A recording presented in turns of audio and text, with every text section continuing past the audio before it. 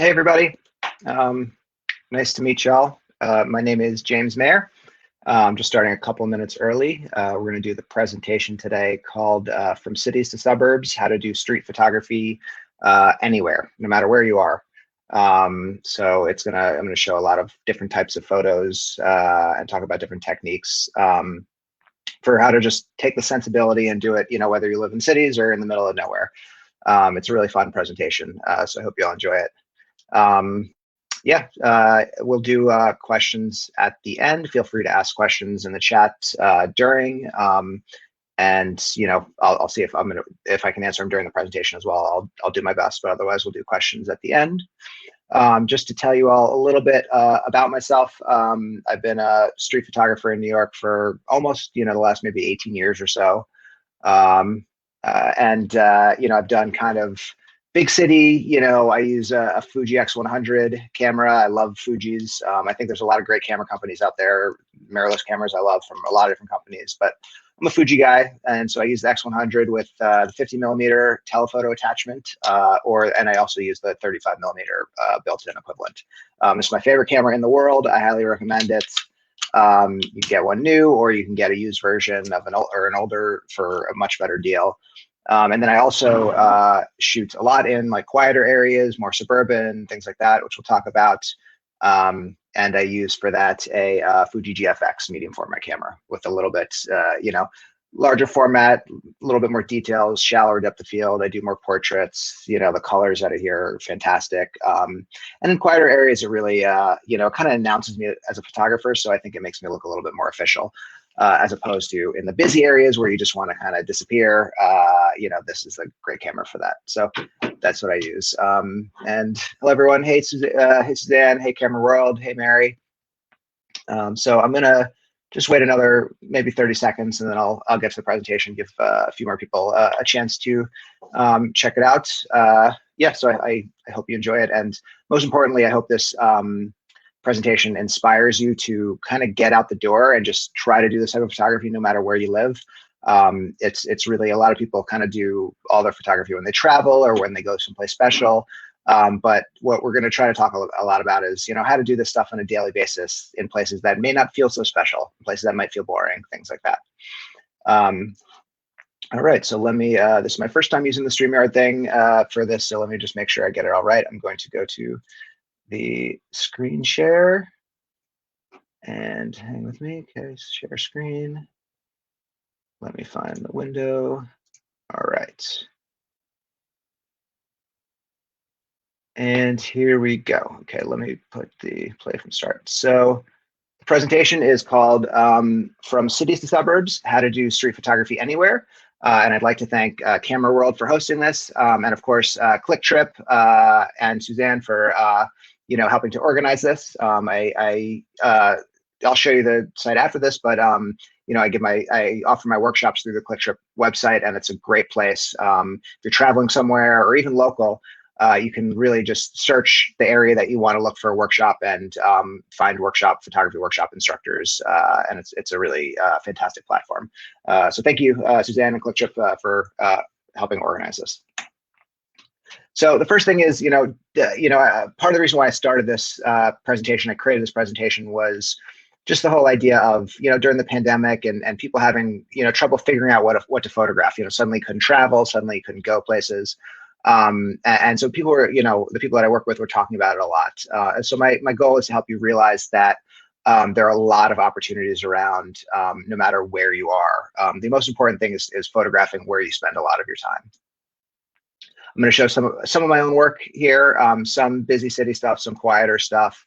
I'll talk about some of the images. Some of them, I'll just let you see. This one I just love. At the last moment, he kind of looked down and had this great smile on his face, on his hat. So I thought it made for a great image. The first thing we're going to talk about is just a general definition of what is street photography, because there's a lot of different definitions, and it's a gray it's a term, like catch-all term. So really, in my definition, it's candid photography of life, culture, and human nature. It's a way for us to show our surroundings, how we perceive them, and how we relate to them. And that part is really important because, street photography is a mixture between documentary photography and a little bit of like poetry and self-expression. We're trying to document our surroundings, but we're trying to inject ourselves and our feelings into them. And so that's one of those reasons why the better you know an area and the better you know yourself, I think the more intimate and nuanced these photos can be, no matter where you are. And it's about finding and filtering the right moments that intrigue you from the world, going out and searching for those moments that you want to share. And as I mentioned, it can be done anywhere. And street photography is often mistaken for needing people in the photographs. And that's very far from the truth. It's about life and culture, but it can be of backgrounds. It can be of literally anything, not literally, but almost anything. And you do not need a person in a photograph for it to be considered a street photograph. So a lot of the photos I'm going to show, I teach a lot of people, how to do this type of work. It's from all over the world, from suburbs, from you name it. And they all were kind enough to let me use their photographs for this presentation. So it's a great way to show a variety of work from different places. This one's from Megan. I absolutely love it. It's, of course, the sign here, someday I will blank the world, is, I think, makes the photo, and the angle of it is great. But just looking around and seeing all the details, from the flowers, the pavement, the car, to the house, these are photos that I really like, where there's a lot of visual stuff and visual details to look into. And this is just down, a suburban street, some place that you might kind of just walk by and not even think to photograph. Here's one I love. This is one of my favorite pandemic photos from Alec. Just a mixture of the birds with everyone wearing the masks. This one's from Regina, and it's just, I love this photo. I love just the mailbox here, and kind of goes to show that just down an empty road, you could find a great and interesting photograph. Here's one of mine, just busy city, canal, and Broadway is one of my favorite places, just capturing all these types of people together, all these different expressions. This one's from Lars, just, dirt road. You get this great feeling from it. You get a feeling for the area. You get a feeling from the place, the colors, the light, really kind of brings me to a place. And this one's from Eric. I just love the interaction between the three people, the different faces, the hand gestures, the smiles. This is just a fantastic street photo. And then this is a creative one from Owen, shooting through his mailbox, or someone's mailbox. I don't know if he opened up someone else's mailbox for this, hopefully not. But, the more you look at this, and especially on a bigger monitor and seeing it bigger, you can see these great details of the house, the bright red chair, the purple flower, the mailbox, the trees here, the clouds, the house. It's just, I think it's a really interesting, you got the satellite dish here. I think it's just a really interesting suburban shot and a really unique point of view.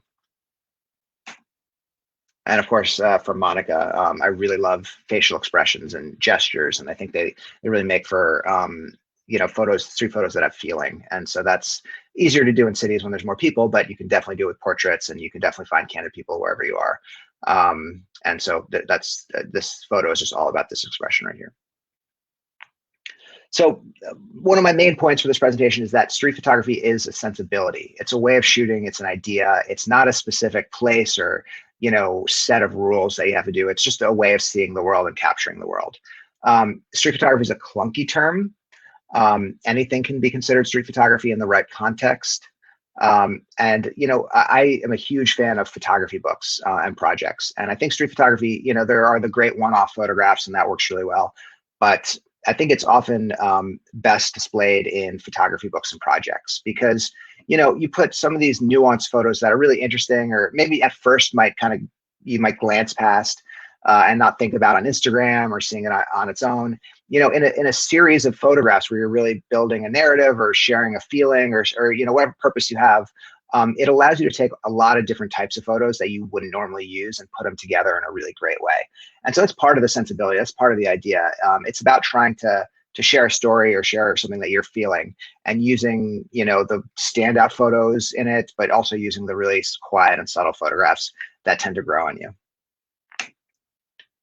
This is a photo of mine, an area where I live. There's a lot of people have these artificial flowers in front of their houses, and I find them to be just absolutely gorgeous. They keep their form, but they get dusty over time, and it kind of actually feels like, for me, feels like a metaphor for what my neighborhood where I live. I live kind of further into Brooklyn, in a more somewhat suburban but city, it's a nice mix between the two area. And seeing flowers like these, it's a metaphor for kind of what the area and neighborhood feel like, just to be around there.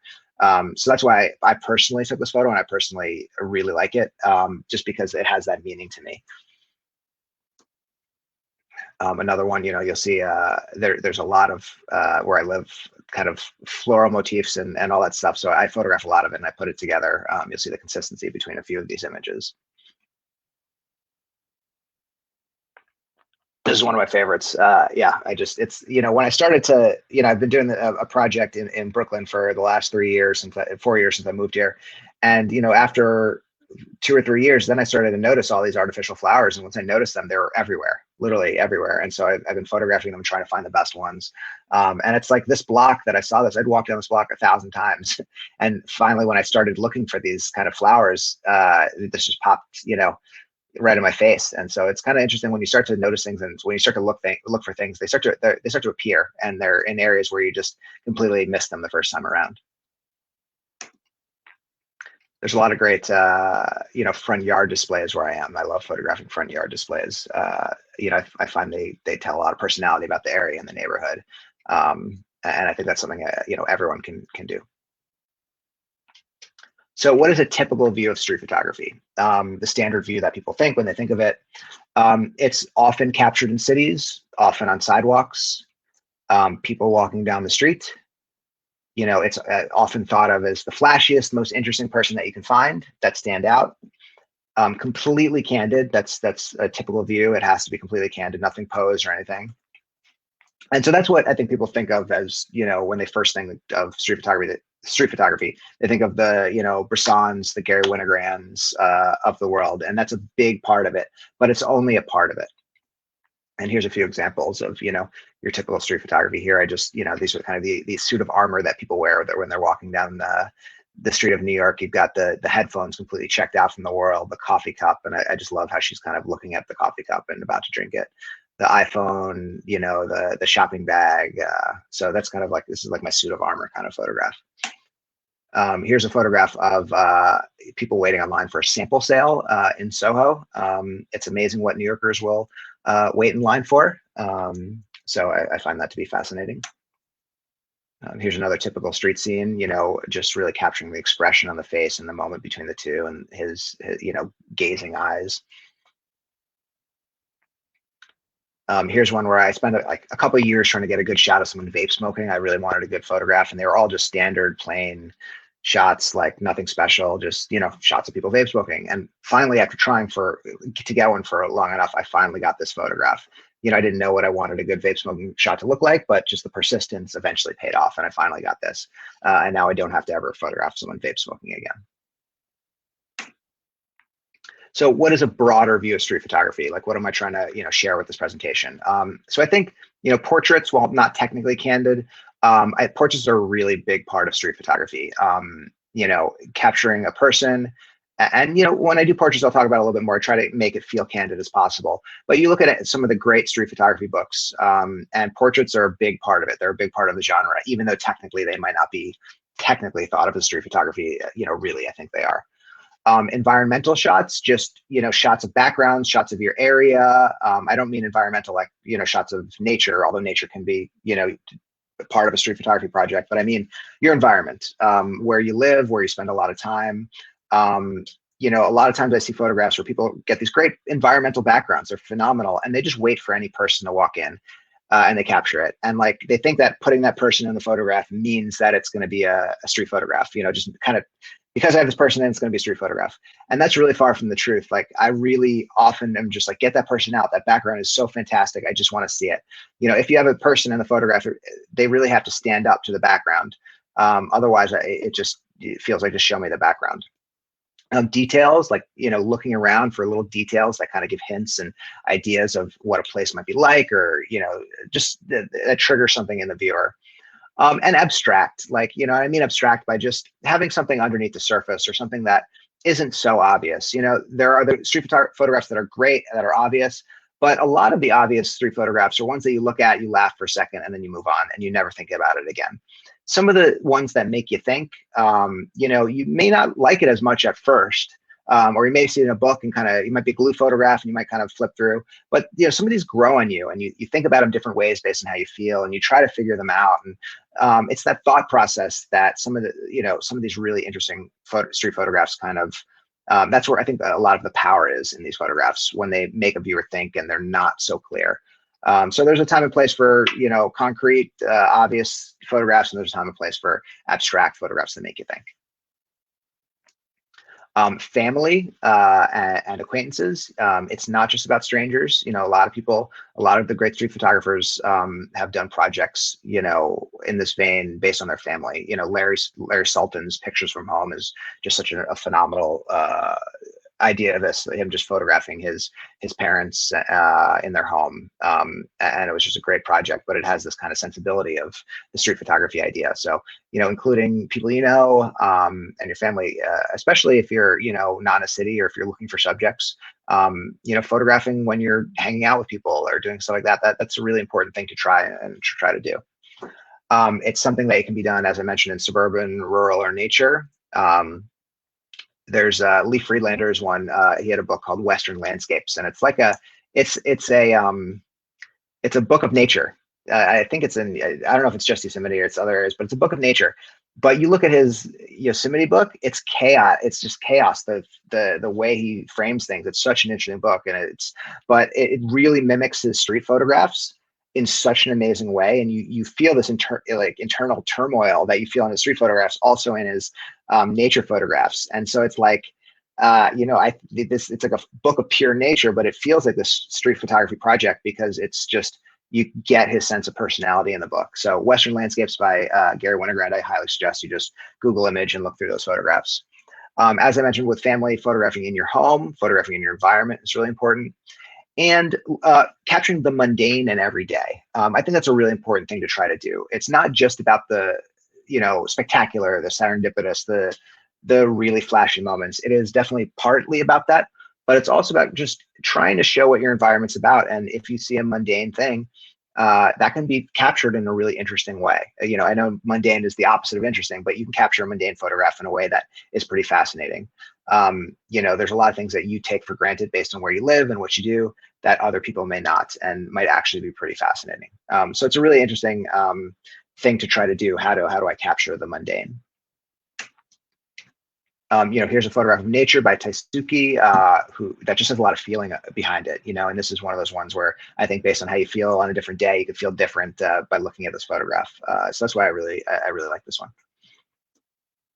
Similarly, a photograph from Emily, just out her front door through the screen. I love the feeling of this. I love how she included the mesh screen, and just gives the kind of feeling for her area. This is one from Linda. This is when I showed you the shot of like the crowd on Broadway that I took with all the different faces, how your eyes go through and all the different elements. This photograph is composed in a similar way. It's a completely different subject, but, I just love, you notice the house first and the broken windows and the vines on the side, but then you look around and see the surrounding, the cars and the snow and the buildings on each side. And there's just a lot to see, the trees, the power lines. Your eyes start to wander and start to notice these little details. And I think that's a fantastic, it's a great way to think about how to capture an area. It's the same thing on a busy street versus a quiet area. You're trying to share how an area feels, and this one does it really well. A similar one from Linda. This I guess this is like a power line, or or a phone line, and it has this kind of almost religious feel to this photograph. So that's why I really liked it. A car graveyard from Taisuke. This is a portrait I took. Portraits are really important to try to do, just because it's a great way to connect with people. If you live in a suburban or quieter area, it's harder to do candid photographs unless you go to a fair or a busy place, which I think is really important to do. But a way to get over that is to do more portraits, to stop people on the street. And I think, especially in the pandemic, people always, have said yes with a very high percentage. But even with the pandemic has just made people say yes even more. I think, everyone's looking for this connection, and the camera is a great way to connect people. So I've had so many good experiences stopping people and asking for their portrait on the street. since the pandemic. It's been a great thing to do. Here's a photograph from Peter of his family. He does a lot of, he works with a family and too, so he does a lot of photographs in his home, but also in his work. And this has like almost a Renaissance painting quality. So I really found this one to be great. Similar to this one, also has kind of a, a painting, just the composition of it. I find it to be really interesting. And this is a photograph of his brother at work. So it's like the more intimate the moments, the more intimate in your lives, I think the more intimate the photograph comes through to your viewer as well. It's a really great way to just share self-expression. Jonathan capturing a photo of his wife. I just, this is a real life photo. You can feel the tension in the face and, the wine glass here and, this lovely light on the face. And, this is not the type of photograph that you typically take, to show of your wife on Instagram or something like that, but it's a very meaningful photograph. A photograph from Vin. Vin has been doing a project on her family through the lockdown, so I'll show a few of these. It's such an amazing project, and so I'll show a bunch of these.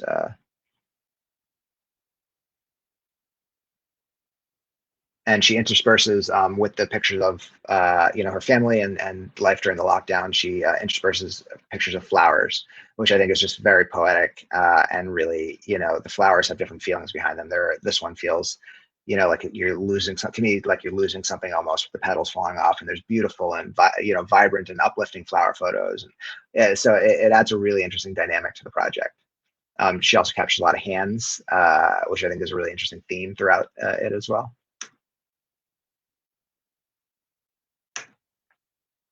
This photograph almost looks like a crime scene, like a clue. He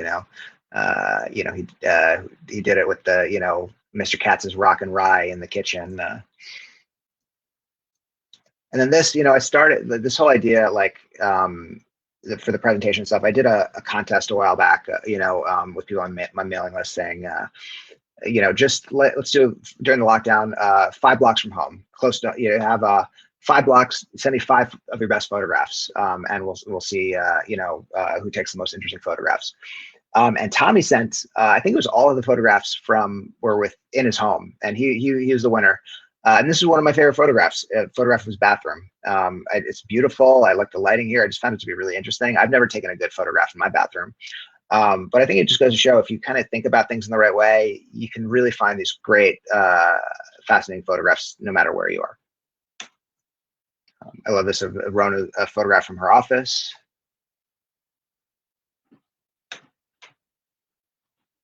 Photograph in a museum. Another from Taizuki in a museum.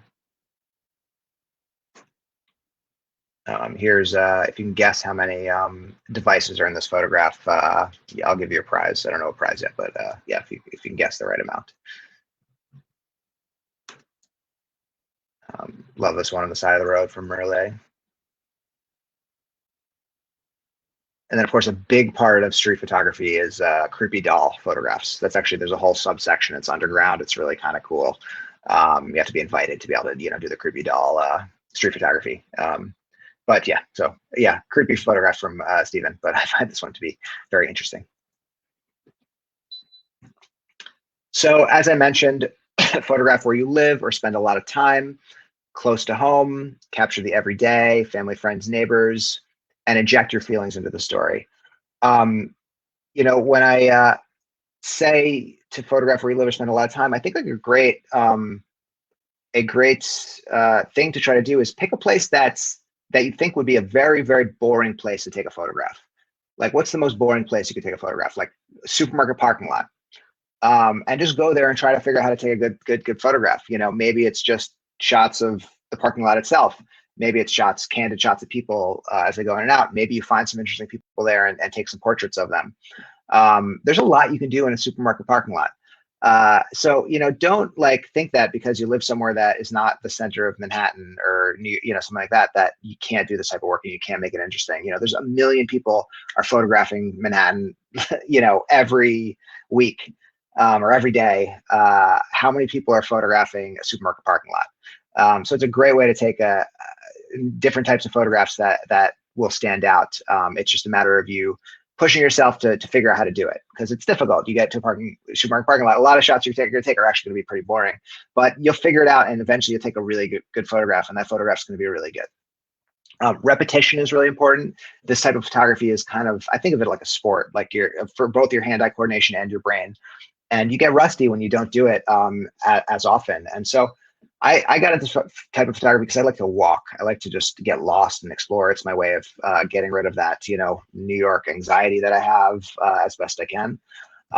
And so I take a camera small. I take the X100 with me. I just keep it in my bag at all times.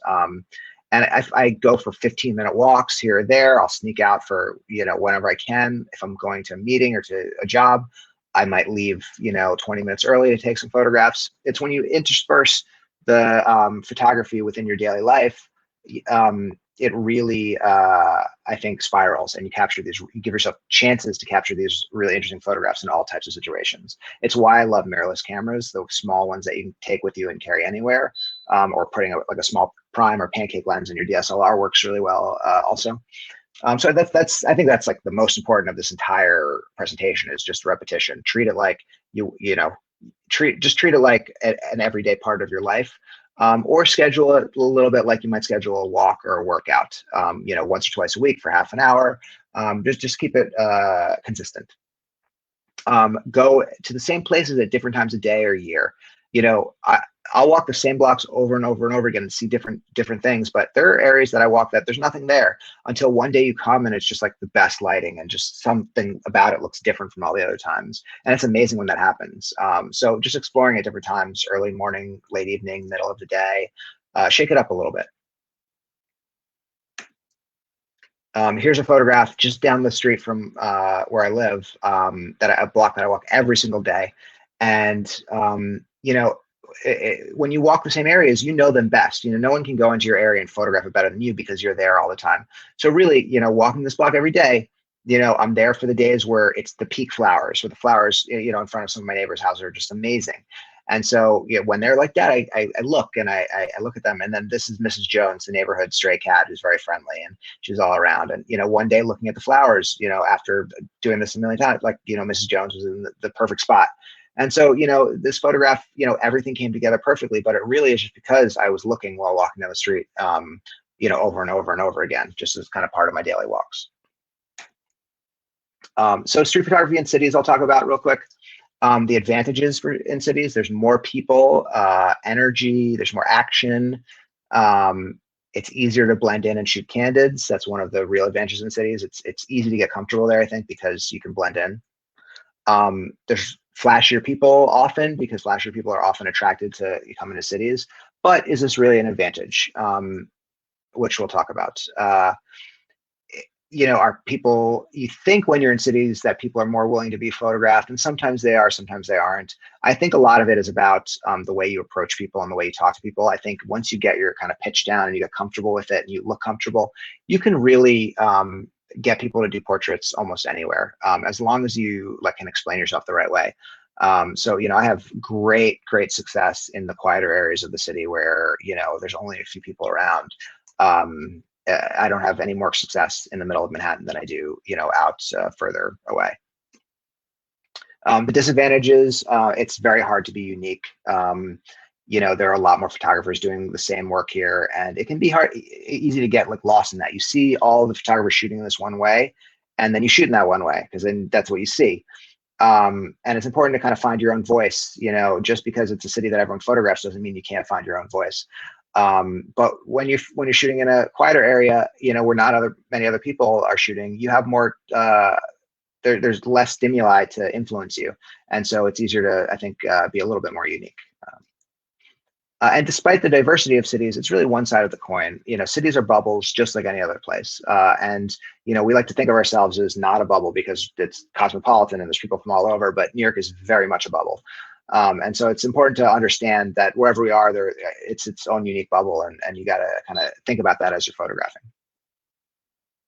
This is from one of my projects called Lux City, just a block that I walk down all the time in the middle of Manhattan, Green Street. It's one of my favorite streets in the city. And past this just kind of gaudy gallery with terrible art. And I photographed outside the gallery 3 times a week for, I don't know, 8 or 9 years.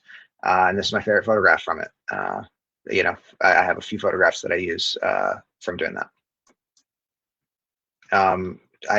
Lux City is a lot about the disconnection and loneliness, within the big city and the changing city and the consumerism and conformity. And so this photograph kind of shows, for me, a little bit of that lonely feeling. This shot is outside of the Louis Vuitton store in Soho, and there's a lot of interesting things that always happen outside of the Louis Vuitton store. So yeah, in cities, there definitely are places where you get more action and you can get more types of photographs like this. But a photograph like this isn't better than a quieter photograph in a quieter area. It's just completely different. Another one near the Louis Vuitton store. This is a portrait. And so when I do portraits, I try to talk to the people that I'm photographing, and I try to capture them in moments where they're a little bit off guard, where they maybe don't know I'm photographing, where they're just not so stiff. And so that's why I talk to people. I kind of try to get their story when I can. I try to tell them to just be as comfortable and not think about the camera too much. And that, it doesn't always work. Sometimes it backfires, but it often works really well. And so, you get these moments of people where they're just kind of lost in thought. And of course, it always helps if a person has the Louis Vuitton logo tattooed on their forehead or their entire head. Another one outside the Louis Vuitton store. I'm just showing you like my hits of hanging outside the Louis Vuitton store. I think this was probably an art piece. I don't think the person actually found a child. I hope not. Here's separated from that. This is a photograph out in a quieter area of Brooklyn that I explored, that I like to walk around and explore on the kind of industrial waterfront. Here's a photograph from Chinatown in New York, and I love the expression here and through the gates and the kind of sexy hairpin here.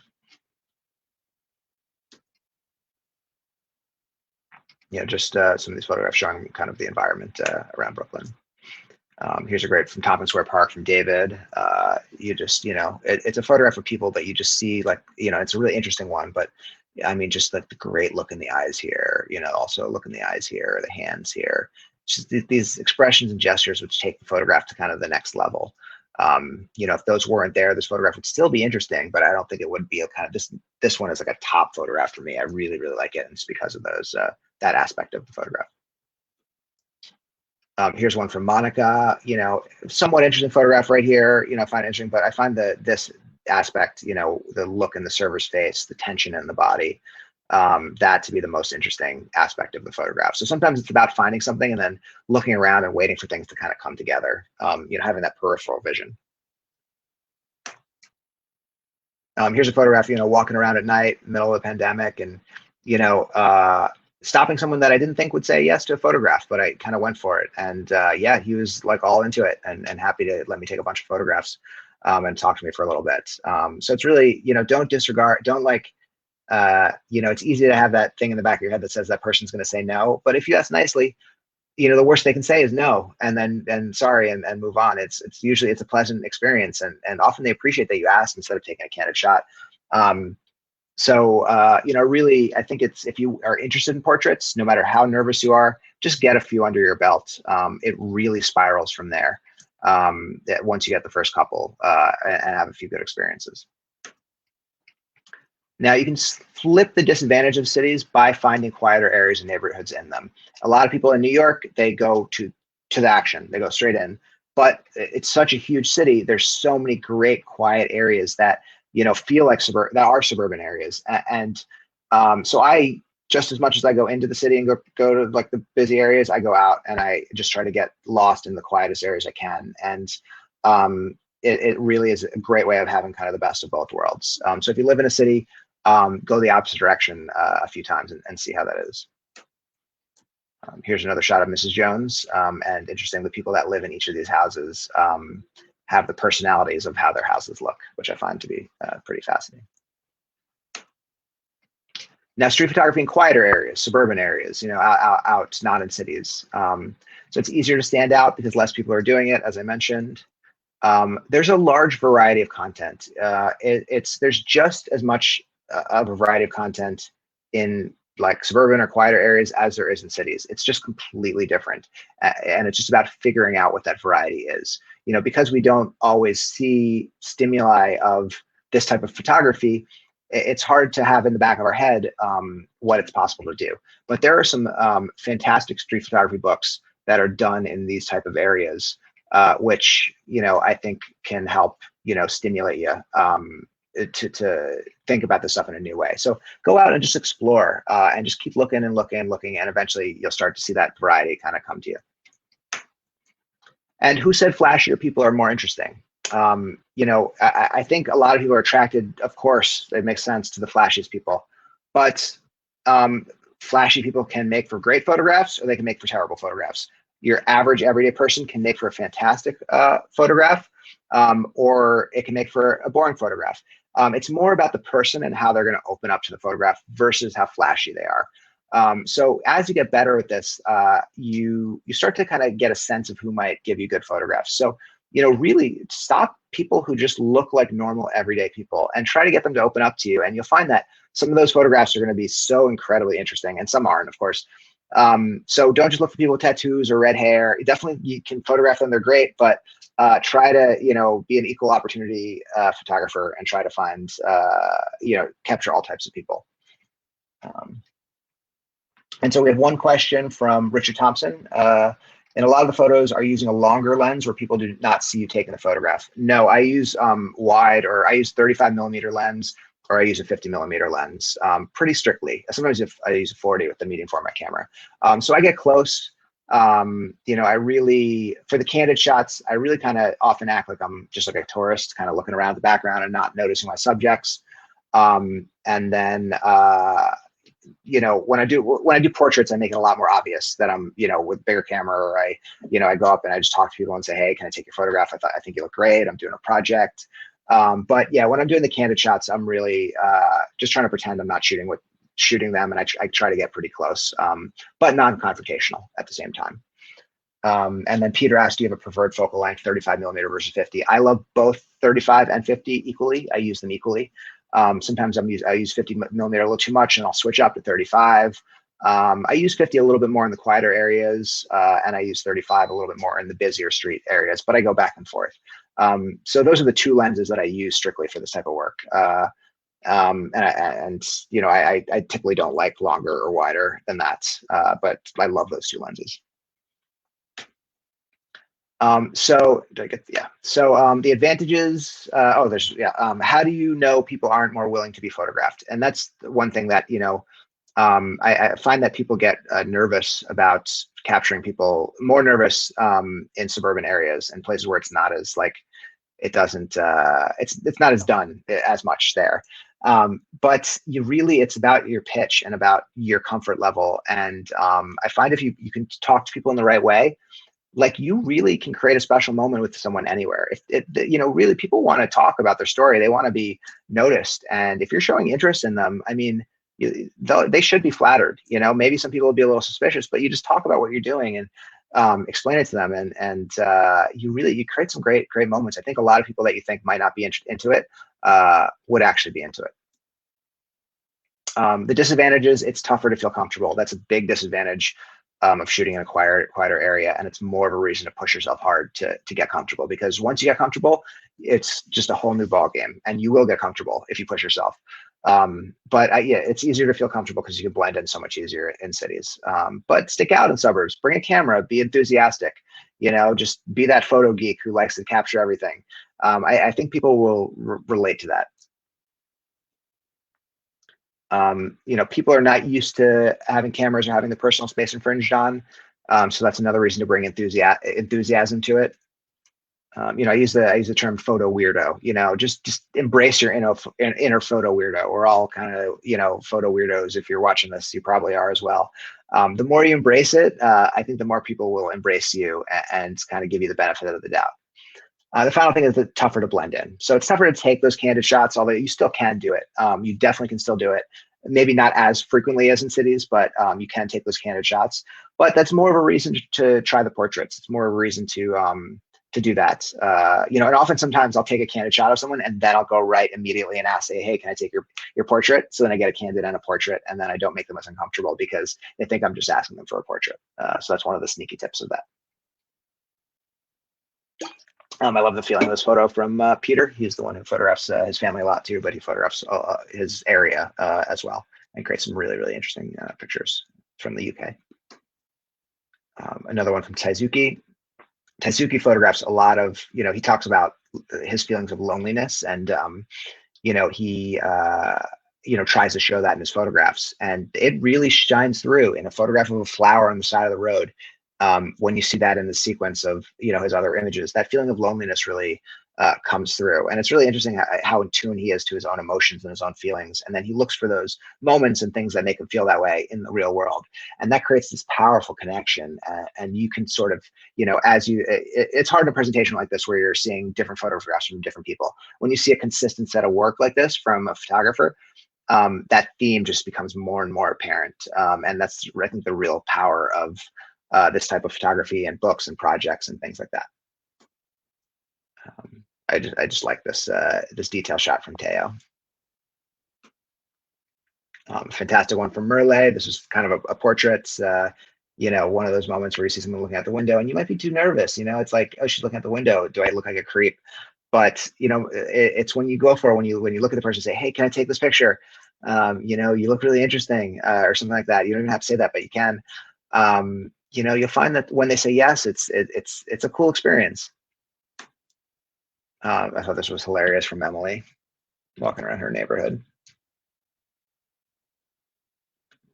This is, I really like this photograph. It's just very painterly from Wendy. And she was talking about how, this is just the block down her house where she walks every day. And when she started to take her camera, and look around a block an area she walked a million times, she finally everything kind of came together and she took a great photograph. And it's just because of what I mentioned about walking down the street often. And Richard asks, do you offer your photographs to those who accept your offer to photograph them, or how do you thank them? So yes, I do offer to send them the photographs, but what I do is I give them my card, and I have them email me for the photographs, and I'll send it to them if they do. The reason I do that is because only a small percentage actually contact me afterwards. And because of that, by giving my card, I give the people who are really motivated for them, then they can contact me and we can do it. Otherwise, I don't like taking everyone's info and emailing everyone and then having a lot of them not get back to me about it. So if you give your card out, the ones that want it, yeah, I'll definitely send it to them. But it's only the ones that want it. Here's a photograph from Larry, which this is a photograph I often do when I do this presentation. I often do a poll. I say who likes this and who doesn't, and it's usually like 50-50 like it, 50-50 don't. It's a really divisive image, so I find it really interesting. I love it, this image. I think it has a William Eggleston quality to it, and Larry photographs Albany, his city of Albany, and does people and backgrounds and all, a whole variety of images to tell the story of Albany. And this photograph just hits me because it's such an average photograph. It's not flashy. It's not a flashy car. It's not too beat up of a car. It's just an average everyday car.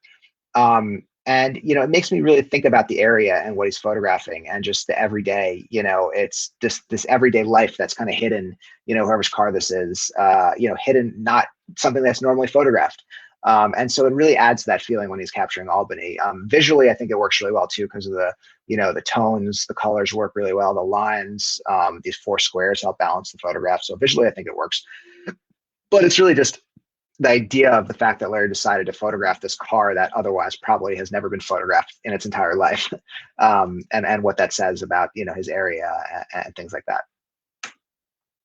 And I like these two photographs together. I like this photograph from Linda, just beautiful, but has a lot of feeling to it as well. Now you can flip the disadvantages of street photography in quieter areas through repetition. I think repetition is really important, as I mentioned, in general, but especially in quieter areas, because it's harder to do, it's harder to feel comfortable. So forcing yourself to do it and get comfortable with it really comes from repetition. So just push yourself to in a course of a couple of weeks, say, don't think about it long term. Think in the next 2 weeks, I'm going to try to go out every other day for at least 15 minutes. maybe 30 minutes or 45 minutes. And if you do that for 2 weeks, by the end of 2 weeks, you're gonna feel a lot more comfortable. And then it really will spiral from there. As I mentioned, doing more portraits because candids are tougher, but still try to do candids. Photographing the people as I mentioned, is a great way to flip that disadvantage. Photographing in your life, your everyday events, things like that. Going to busy events, quieter areas. There's busy events, fairs, festivals, things like that. It's really important to not just search for the quiet areas, to search for the busy areas as well. And I know COVID and the pandemic right now, it's a little tough, but when it becomes a little easier, photographing more indoors, and indoor places that you frequent works really well too. And that's often a reason to use a mirrorless camera or an iPhone or phone. I use my phone when I don't have my camera, and it works out pretty well. I love this minimalist photograph from Susan. It's just very painterly. This photograph has a lot of feeling from Alyssa. And it's just a photograph of nature, but still, for me, it's just the lighting and it's a complex photograph. This is a photograph from Eric. He photographs the local the pickers who come for the harvest in Michigan. He speaks Spanish and gets to know the people well and photographs them. And this is one of my favorite photographs that he's taken from that.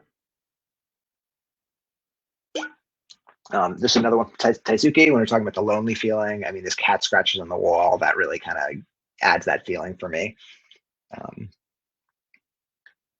And here's a photograph of a gas station from Wendy. Gas stations are pretty iconic. I like just a lot of visual interest in this one to see. There's the red theme, the red here, this guy here, the red. You got the Christmas lights, the lights here. You've got the kind of, it's colorful in the foreground, but you got the misty kind of background. So I find this to be a complex image. And before I talk about this, we have a question from Lalit. How do you decide which photograph should be in color or monochromatic? I mean, that's such a personal thing. I personally think in terms of projects. So I shoot in projects in different areas. And I think of how the final product is going to look. So my Lux City, Manhattan projects, typically I do those in black and white. So when I'm shooting in Manhattan and trying to get that type of stuff, I'm thinking in black and white, usually. Sometimes I take a shot that just isn't for that project and is great in color, and that works well. When I'm shooting in Brooklyn and doing kind of my quieter, more out there projects, that I know is in color. So when I use the medium format camera for that, and I strictly shoot in color because I want the final project to be in color.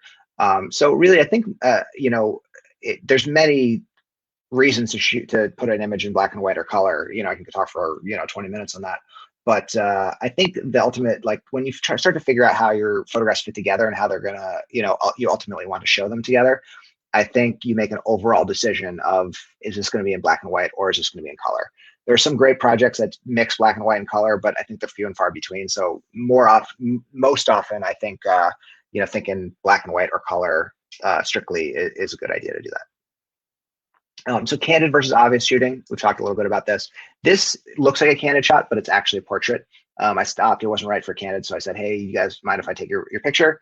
I say picture usually because it sounds better than portrait, or it sounds a little more casual. And they said, sure. The guy started to get down from sitting there, and I had to say, stop. I said, stop, you guys look great exactly how you were. I just want that same feeling. So he sat back up and just looked exactly how he was, looked at me a little bit. And so it has this candid feeling, but really it's a portrait at the same time. So often I'll tell people, I'll say, I just want you to kind of stand in a way that feels comfortable to you. Sometimes I'll pick a background and say, could you stand over here? This is a great background. But I want you to stand in a way that's comfortable. And sometimes it doesn't work. Sometimes it backfires. But when it works really well. Here's one where I just kind of gave a little camera nod, like, hey, can I take your picture? And often when you do that, they don't move at all. So that worked really well for this one. Another one where I gave a little camera nod, and he kind of kept his expression. Didn't I hate when if people put up peace signs or fake smiles, and you have to say like, no smile, just look normal, look natural.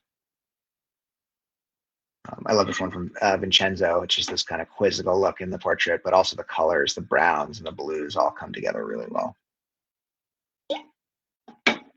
Setting a stage, I think it's important to really think about the background, or think about an area, and then try to wait for something to happen. So this is interesting. I was doing a contest or a challenge with a group of photographers I teach, and it was create dreamlike photos that felt dreamlike.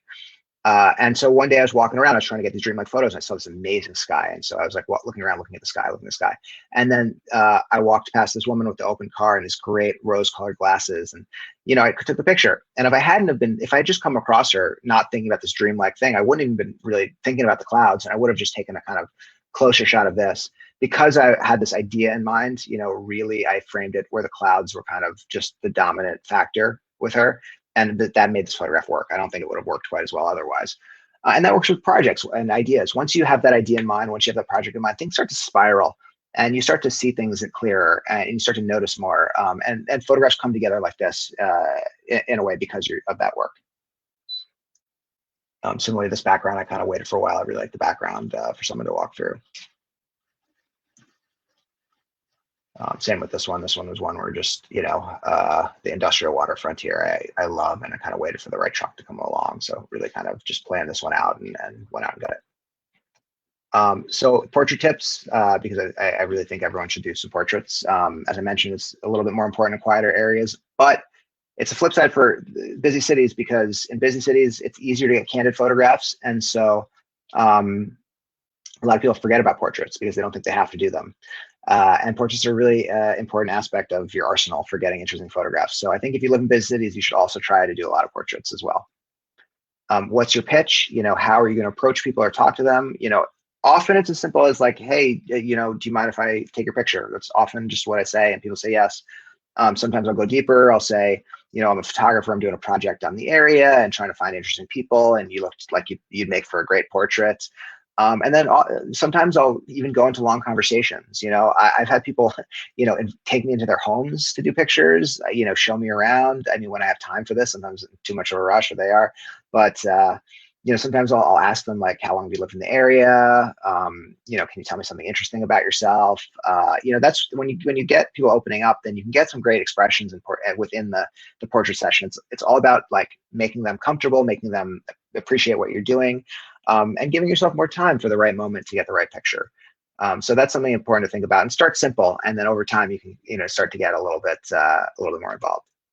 Ask an interesting question. You can ask anything. You can say, you're a photographer, you're doing a project there, you're taking interest in them, people want to talk. You can ask them, what's the biggest struggle you're having right now? Something like that might get a powerful look on their face. If they don't want to answer it, they don't have to, but I think they'll appreciate that you asked.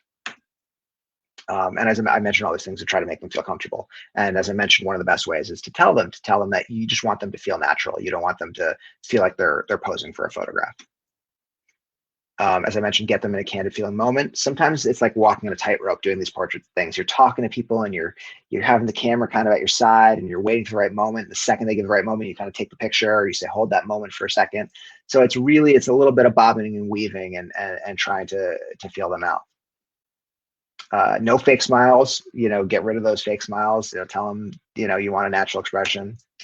I talked about the portrait nod, the little look that, just can I take the picture? Sometimes that's the most appropriate thing to do. Send them the photo, offer to send them the photo. So give them your card, as I talked about. Here's a few of portraits that I love just from meeting people, walking around at night. This guy was sitting out front, and I talked to him for a while and asked him how long he'd lived in the neighborhood and things like that. Got this great portrait of him and his cat. This person and I met on walking over the Manhattan Bridge, and we talked about art and photography and things like that. And it took a while. This is the second to last photograph that I took of her, and I really wanted the hands over here. I wanted a good look in the eyes, and it took a while of hanging out and talking till I was able to get the right moment and get it comfortable. And I just barely did, with the second to last photograph. Here's another one outside of a gas station that down the block from me that I photograph at frequently. I said, can I take your portrait picture? And, she was perfect. Like, this was someone I did not have to talk to at all. She said yes, and then went right back into the pose that she was. This is like, I walked upon her and she looked like this. I said, hey, can I take your picture? She like looked, nodded, and then went exactly back to how she was. And I took like 3 or 4 pictures. That's all I really felt comfortable taking, and we moved on, and it was just like, wow, that was amazing. It was just, sometimes the subjects will just be in the perfect position and will get it. And sometimes you have to coax it out of them. Here's another one where this is a portrait session, and just to get her comfortable, she wasn't comfortable. I love the little details of the cross and the notebook and the cigarette and stuff. And I said, hang on a second, I want to just check out the photographs, see how they are. And so she let her guard down and leaned and, started, smoking her cigarettes. And then I noticed this other young woman walking down with a bunch of coffee cups, and it all came together. But it was because I stopped her for a second. I kind of broke her out of the uncomfortable moment. Here's some more. Here's a photo from Eric that I love to show you some portraits taken, kind of all over. This one I love from Linda because, I was teaching Linda. She was just so nervous about photographing her kind of quaint town in upstate New York. And this is the first portrait she got that she really liked. And I think it's a great portrait. It's great expression, really interesting background. You have the cigarette, the can of soda. But it really taught her that this is something that, she can kind of do where she is. So I have a special place in my heart for this photograph because of that. And this is another one from Linda of her landscaper. And so she had someone, landscaping her house, and he's the interesting guy. And, she said it took her like an hour and a half to get the courage to ask him if he could take her portrait. And, when she did, he was all for it. And they took a bunch of pictures, and this was my favorite one of them. And it's just a great portrait just of her landscaper. It's like amazing, to think about that. A great photograph from Regina. Love this one from Karen. From Rob. This one I like from Susan because it has this interesting feel to it. It's so nondescript. It's just, the guy's not flashy. He's just sitting in the area is not even flashy. But he has this kind of, it's like this mixture of like this comfort to him, but also a little bit of tenseness. I don't know. It just, because of that, this has this kind of quality that I can't explain why I like this photograph, but that's the best that I can do. And then you can take interesting photographs of people with masks as well. It's harder with the pandemic to do that. But here you have body gestures really important. You've got the great, tightness in the hands here. I mean, the floral look on the mask looks great, and the look in the eyes is really important. So you can do that as well. We have a question from Dave. I read that many street photographers use zone focusing to ensure they concentrate on the scene and capture the moment. Do you recommend the process? Yes, zone focus a lot. I do zone focusing with 35 millimeter, not a 50 millimeter, and I do it more in busy city areas when I'm doing candid photography. When I'm in quieter areas with a 50 millimeter lens, I usually autofocus. Zone focusing, for those that don't know, is the process of pre-focusing your camera to a certain distance. Like usually I do like 9 feet. And I use I'll use a decent depth of field and a wide angle lens, which means that if I'm focused 9 feet, say everything from 5 feet to 15 feet will be sharp. And then you don't actually have to focus because your camera's already set and already focused, and it makes you a lot faster with how you're photographing. So I don't want to go too much into that because that's a whole nother kind of presentation. But if you're interested in learning more about zone focusing, you can Google zone focusing for street photography. I think one of my articles probably is the one that comes up first. It'll probably be called The Ultimate Guide to Zone Focusing or something like that. Yeah, it's definitely a tip to give, especially if you're in a busy city street photography. So look intimately at your surroundings. I talk about this a lot, but this block I walked down a million times, like a million, all the time. And then like literally or 1,000 times. And the 999th time I saw this shoe there, and I was like, how long has this shoe been on the windowsill for? And so I photographed it. I think it's an interesting photograph. And 2 years later, the shoe is still there. So things are there that are interesting. You got to just look for them.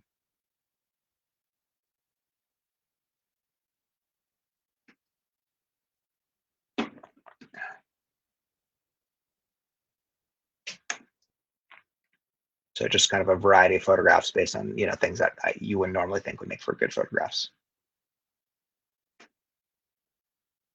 This one, I don't know the story behind this one, but it's kind of weird. I'm definitely on a list of someone's list after photographing this. So street photography research, for this type of work, you can screenshot this if you want. I recommend William Eggleston. This is a lot of the suburban photographers, the photographers that aren't in cities that I recommend just to get that, because that's a sensibility I think needs to be built up. So William Eggleston's Guide, Joe Sternfeld's American Prospects, and Alex Soth's Sleeping by the Mississippi. Those are like my 3 favorite books in this genre. I think those are pillars of any book collection. So I really recommend those.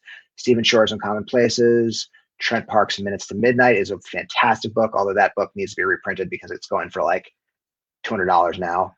I love Graciela Iturbide's On Mexico, Todd Hito's House Hunting, where he just went out at night photographing houses. It's incredible.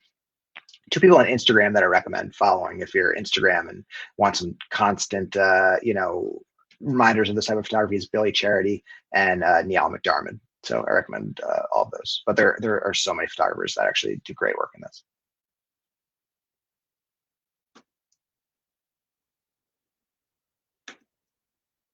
This is at my front window, my house. So anywhere and anything, street photography is a point of view and a state of mind. Show you just, if you want to Clik-Trip, thank you for Suzanne for setting this up. You can go to clik-trip.com and on Instagram at Clik-Trip Photo as well if you want to check them out. If I do a lot of workshops in New York. That's a big part of my business. I'm a certified tour guide, history guide, and photographer. And so if you're interested in booking a workshop, let me get out of the, I'm going to stop the share and I'm going to share another window real quick and show you all just before I answer some questions at the end. Hang on with me 1 second. I'm going to find the Clik-Trip website. Here we go. Hold on. There we go. So here is the Clik-Trip website. If you go to the front, you can type in where would you like to go. You want to go to New York. You should all come to New York. It's a great place. There's a lot to photograph here, but you go to search and you can see, oh, this is the presentation here. You can find, all different things. Here's me, New York Street Photography Tour. And if you're interested, you can just kind of book a 3-hour workshop with me where I'll take you around and give you some, tips, techniques, and teach you a lot about history of the area as well. So it's a great website. Go check it out if you're traveling, looking for lectures or different things as well. They offer a lot of different stuff. So let me get out of, and it's you can see clik-trip.com. So let me stop sharing. And so thank you, everybody. Let me answer some questions. If you have any, let me just look through the chat real quick to see what I missed. When doing a portrait with a total stranger, what do you feel is the maximum amount of time that you should interact with them? Or is there criteria to recognize your time is up? There's actually, I was reading this book of it's a great book. I forget the name of it, of just photo exercises. And one of the photographers said, his exercise for his students is to tell them to photograph someone until they get so uncomfortable that they break off the interaction, that you can't break off the interaction under any means.